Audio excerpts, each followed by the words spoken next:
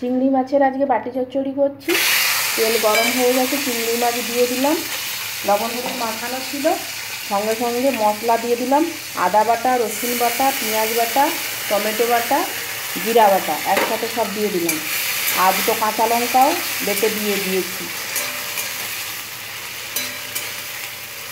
এটি এবার লবণ হলুদ দিয়ে দেবো।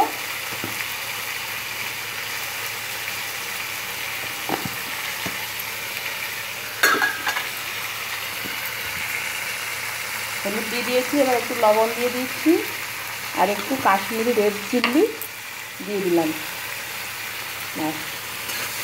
এইবার একটু নেড়ে চেড়ে জল দিয়ে দেবো, সিমে করে দেবো একবারে। এবার জল দিয়ে দেবো,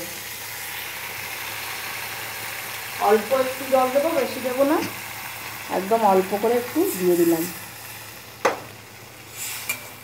এইবার ঢাকা দিয়ে দেবো, সিমে থাকবে। চিংড়ি মাছ সেদ্ধ হয়ে গেলে তারপর নামিয়ে নেব।